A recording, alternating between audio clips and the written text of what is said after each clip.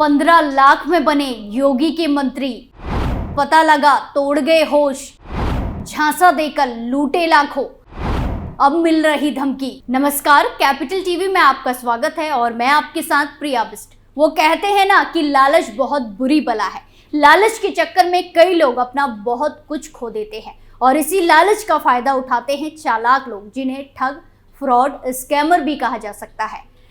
ठगी के ऐसे नए तरीके लेकर आते हैं कि पढ़ा लिखा इंसान भी ठगी का शिकार हो जाए। ऐसा ही मामला यूपी से सामने आया है, जहां योगी सरकार में मंत्री बनने के लालच में एक व्यक्ति ने अपने लाखों रुपए गंवा दिए। तो क्या कुछ है पूरा मामला, आपको हमारी स्पेशल स्टोरी में बताते हैं।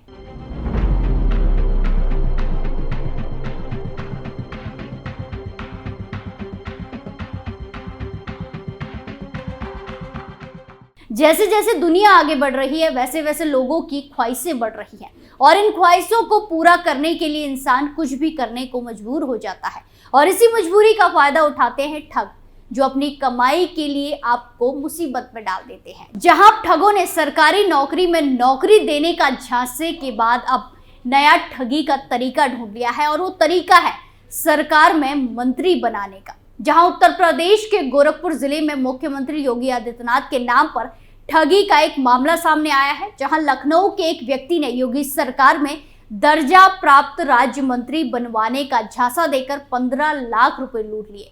3 महीने के बाद जब मंत्री बनने की कोई खबर नहीं मिली तो 15 लाख देने वाले को पता चला कि उसके साथ तो बहुत बड़ा फ्रॉड हो गया है, ठगी हो गई है। फिलहाल पीड़ित ने थाने में शिकायत दर्ज कराई है। पुलिस ने पीड़ित की शिकायत पर मुकदमा भी दर्ज कर लिया है। मंत्री पद का दिया लालच, लूट लिए 15 लाख। शाहपुर थाना क्षेत्र के बरशतपुर निवासी डीआर लाल ने पुलिस को बताया कि लखनऊ के मीरानपुर निवासी आर्थर कोकर से उनकी मुलाकात गोरखपुर में हुई थी। उसने बताया था कि वो बीजेपी इकाई मंच का राष्ट्रीय संयोजक है और योगी सरकार में उसकी गहरी पैठ है। बातचीत के दौरान उसने मुझे काफी प्रभावित किया। आर्थर ने बताया कि सरकार के मंत्री उसको अपने परिवार के सदस्य की तरह मानते हैं। आपको भी कोई अच्छा स्थान प्रदेश सरकार में दिलवा देंगे, कुछ नहीं हुआ तो किसी निगम का अध्यक्ष बनवा देंगे, जो दर्जा प्राप्त राज्य मंत्री का होता है। आर्थर कोकर ने डीआर लाल से ठगी करने के लिए पहले सुविधाओं का लालच दिया। कहा कि दर्जा प्राप्त राज्य मंत्री बनते ही आपको सारी सुविधाएं मिलने लगेंगी, लेकिन इसके लिए आपको कुछ पैसा खर्च करना होगा। साथ ही ये भी बताया कि 3 महीने में काम नहीं होने पर पैसा ब्याज समेत वापस हो जाएगा। आर्थर कोकर के झांसे में आकर डीआर लाल ने उससे अकाउंट नंबर मांगा तो उसने कहा कि इस तरह का लेन देन अकाउंट में नहीं किया जा सकता। आप मेरे ऊपर विश्वास करिए और नगद पैसा दीजिए, क्योंकि नगद पैसा रहेगा तो काम कराने वाले व्यक्ति को देना आसान होगा। वहीं पीड़ित डीआर लाल ने बताया कि वो आर्थर कोकर की बातों में आ गए और किसी तरह लोगों से पैसे जुटाकर 15 लाख रुपए से भरा बैग कैंट थाना क्षेत्र के शास्त्री चौक पर 13 अप्रैल 2023 को सौंप दिया। पैसे लेते समय आर्थर कोकर ने कहा कि 3 महीने के अंदर आपका काम हो जाएगा। कुछ दिन के बाद वो फिर गोरखपुर आया और किसी राजनीतिक कार्यक्रम में हिस्सा लेने की बात कही। वहां पर आर्थर कोकर से मुलाकात हुई। मैंने कहा कि 3 महीने का समय बीत गया है, अभी तक हम मंत्री नहीं बन पाए हैं, अब आगे क्या होगा। इस पर उसने कहा कि कुछ दिन और धैर्य रखिए, आप मंत्री बन जाएंगे। डीआर लाल ने बताया कि काफी समय बीतने के बाद जब मैंने उससे पैसे मांगने शुरू किए तो वो आनाकानी करने लगा और भागने लगा। पीड़ित ने बताया कि जब कुछ समझ में नहीं आया तो एसएसपी डॉक्टर गौरव ग्रोवर से मदद की गुहार लगाई। ऐसे में पुलिस ने आरोपी के खिलाफ कैंट थाने में मुकदमा दर्ज कर लिया है। इस संबंध में सीओ कैंट अंशिका वर्मा ने बताया कि पीड़ित की शिकायत पर मुकदमा दर्ज कर लिया गया है। पड़ताल कर सबूत जुटाए जा रहे हैं। तथ्यों के आधार पर आगे की कार्रवाई की जाएगी। पॉलिसी के नाम पर धोखाधड़ी, झांसा देकर ठगे लाखों। वहीं एक और ठगी का मामला मेरठ से सामने आया है, जहां बीमा पॉलिसी के नाम पर एक व्यक्ति से 58 लाख से ज्यादा की ठगी कर ली गई। अभी भी आरोपी से 7 लाख रुपए की मांग की जा रही है। पीड़ित ने साइबर थाने में रिपोर्ट दर्ज कराई है। मोदीपुरम के अंसल टाउन निवासी प्रमोद कुमार सैनी ने रिपोर्ट दर्ज कराते हुए बताया कि 2021 में वो विकास कुमार चौहान के संपर्क में आया। इसने एक बीमा पॉलिसी ली। इनसे बाद कई पॉलिसी उन्होंने इस व्यक्ति से ली, लेकिन बाद में पता चला कि पॉलिसी के जो प्लान उन्हें बताए गए थे वो है ही नहीं।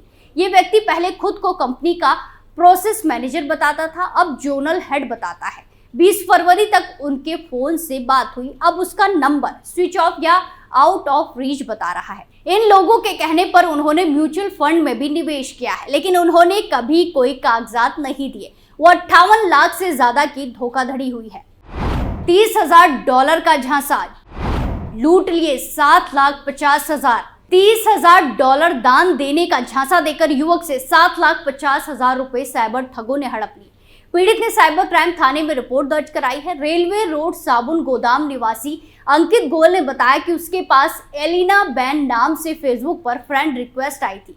एलिना बैन ने बच्चों के लिए $30,000 दान देने और कुछ सामान भेजने की बात कही थी, जिस पर उन्होंने सहमति जता दी। 6 फरवरी को उनके पास फोन आया। कॉल करने वाले ने खुद को कस्टम अधिकारी अंकिता शर्मा बताया। कहा कि बॉम्बे एक्सपोर्ट पर उनका पार्सल आया है, जिस पर उन्होंने सहमति जता दी। 6 फरवरी को उनके पास एक फोन कॉल आया। कॉल करने वाले ने खुद को कस्टम अधिकारी अंकिता शर्मा बताया। कहा कि बॉम्बे एयरपोर्ट पर आपका पार्सल आया है, जिस पर 26,500 रुपए पेनाल्टी एक बैंक खाते में डालने के लिए कहा। उन्होंने बैंक खाते में रुपए डाल दिए। इसके कई बार झांसा देकर उनसे विभिन्न बैंक खातों में 6.65 लाख से ज्यादा रुपए ट्रांसफर करा लिए गए। इसके बाद भी आरोपी पैसों की मांग कर रहे हैं। शेयर बाजार में निवेश का झांसा, साइबर ठगों ने बनाया शिकार। वहीं एक मामला दिल्ली एनसीआर से सामने आया है, जहां साइबर ठग लोगों को शेयर बाजार में निवेश के नाम पर करोड़ों रुपए की ठगी कर रहे हैं। साइबर थाना पुलिस पूर्व ने निवेश करने पर बेहतर रिटर्न प्राप्त करने का झांसा देकर 5 करोड़ रुपए ठगने के मामले में केस दर्ज किया है। हेरिटेज सिटी MG रोड निवासी जयराम बालकृष्णन ने पुलिस को दी शिकायत में बताया कि सोशल मीडिया प्लेटफॉर्म पर एक लघु वीडियो देखा, जिसमें एक वित्तीय प्रबंधन कंपनी के माध्यम से निवेश और वित्त विकास के बारे में बताया गया था।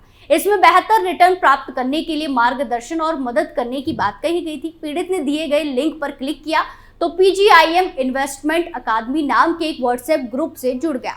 समूह में लगभग 800 लोग जुड़े हुए थे। इसमें लोगों को व्यापार और निवेश रणनीतियों के बारे में शिक्षा दी जाती थी। इसके अलावा समूह लोगों को व्यापार करने के लिए टास्क पर मार्गदर्शन भी प्राप्त करता था। ट्रेडिंग प्लेटफॉर्म के साथ एक मोबाइल ऐप भी उपलब्ध कराया गया था। आरोपियों ने निवेश के लिए एक लिंक से जोड़ा। आरोपियों ने फरवरी में जन स्मॉल फाइनेंस बैंक के IPO के लॉन्च के बारे में जानकारी दी। उन्होंने बताया कि 110 करोड़ रुपए के IPO के महत्वपूर्ण निवेशकों में से एक है और उन्हें रियायती मूल्य में शेयर मिला है। लोगों को निवेश के लिए अपने ऐप के माध्यम से IPO में आवेदन करने के लिए प्रोत्साहित किया। पीड़ित ने आरोपियों के झांसे में आकर कई शेयरों में पैसे निवेश कर दिए। आरोपी कई बार में करीब 5 करोड़ 6 लाख रुपए ठग दिए। पीड़ित का कहना है कि आरोपी ने पहले पैसे निकालने की सुविधा भी दी। जब ज्यादा पैसे निवेश हो गए तो ऐप ही बंद कर दिया।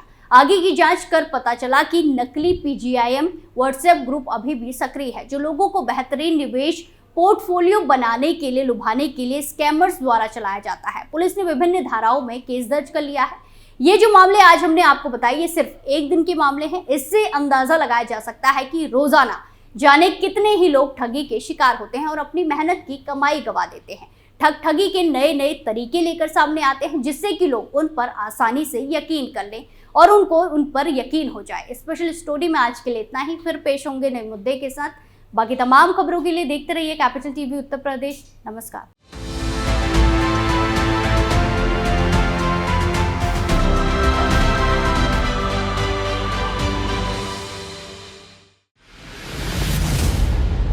मैं राजनीति करता नहीं, पर राजनीति को बहुत गहरे तक समझता हूं।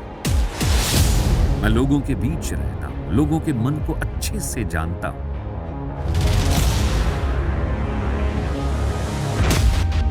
पब्लिक और पॉलिटिक्स की हर नब्ज को खूब पहचानता हूं। संघर्ष की सियासत से सत्ता के सिंहासन तक मैं हर खबर से खरा सच निकालता हूं। ना कोई दौड़, ना कोई race. Capital TV, Uttar Pradesh.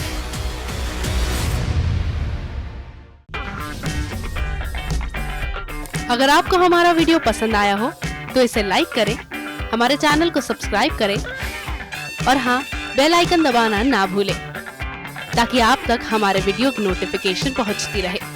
आप अपना सुझाव हमें कमेंट बॉक्स में दे सकते हैं।